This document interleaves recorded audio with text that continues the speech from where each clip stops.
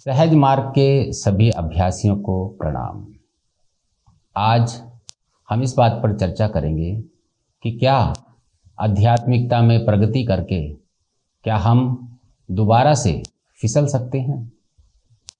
सहज मार्ग में जब हम निरंतर अभ्यास करते हैं तो बाबूजी की प्राण आहुति हमारी मदद करती है अपनी आध्यात्मिक यात्रा में प्रगति करने के लिए। लेकिन इसमें हमें बाबूजी का सतत स्मरण हमेशा रखना पड़ता है, क्योंकि आध्यात्मिकता और भौतिकता दोनों साथ साथ चलती हैं। अगर हमारा ध्यान भौतिकता की तरफ बढ़ता है तो हम आध्यात्मिकता में कम होने लगते हैं, और अगर आध्यात्मिकता में हमारा ध्यान ज़्यादा होता है तो हम भौतिकता से दूर होने लगते हैं। सहज मार्ग का अभ्यास करते करते सर्वप्रथम हमारे अंदर वैराग की स्थिति उत्पन्न होती है और उसके उपरांत हमारी विवेक शक्ति खुलती है। जैसे जैसे हम अभ्यास में आगे बढ़ते हैं, हमारा सतत स्मरण बाबूजी में रहना आरंभ हो जाता है और हमें हर क्षण यही उम्मीद लगी रहती है कि कब ईश्वर का साक्षात्कार होगा। लेकिन जैसे ही हमारा सतत स्मरण बाबूजी से हटता है, हम फिर भौतिकता की ओर अग्रसर हो जाते हैं। तो ये दोनों यात्राएं, भौतिकता और आध्यात्मिकता, हमारी साथ साथ चलती हैं। हम सब जानते हैं, सृष्टि रचना के समय सहस्त्र धारा का प्रवाह नीचे की ओर था। तो जैसे ही सतत स्मरण से हम हटते हैं, दोबारा से हम नीचे की ओर फिसल जाते हैं। संत कस्तूरी ने स्पष्ट रूप से कहा है, आध्यात्मिक यात्रा एक चटियाल मैदान है जहाँ पर फिसलन भरी हुई है।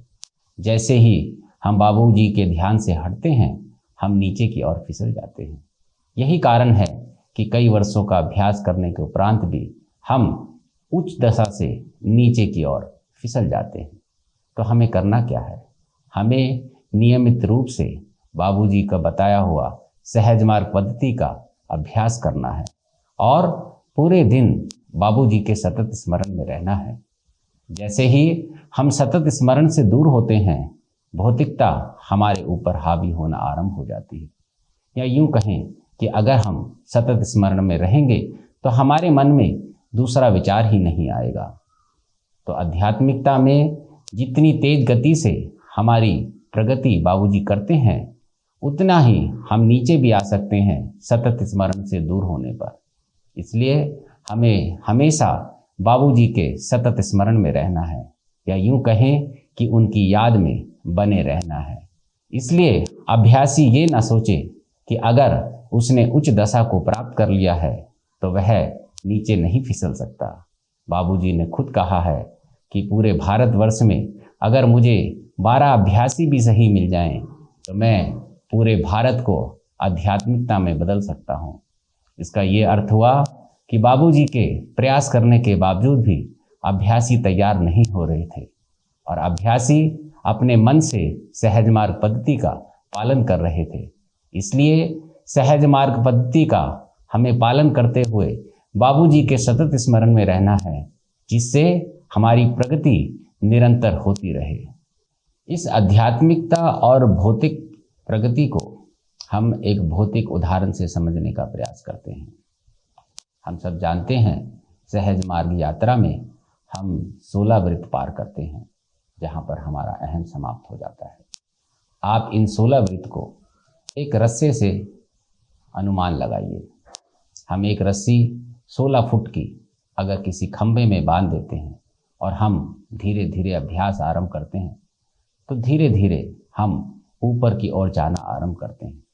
इसमें रस्से में चढ़ने के लिए हमारा हाथ हमारा साथ देता है। तो ये जो हाथ है, ये बाबूजी का सतत स्मरण है। जैसे ही सतत स्मरण ढीला होता है, हमारा हाथ ढीला होता है और हम फिर से नीचे की ओर फिसल जाते हैं। ऐसे ही आध्यात्मिकता में 16 वृत्त पार करते करते जब हमारा ध्यान बाबूजी से हट जाता है, हम फिर से नीचे की ओर उतर आते हैं। इस तरह से हम समझ सकते हैं कि सतत स्मरण हमारी यात्रा में एक पकड़ है हमारी आध्यात्मिक यात्रा की प्रगति का। अगर हमारा सतत स्मरण हटा तो हम किसी भी क्षण ऊपर से नीचे की ओर आ जाते हैं।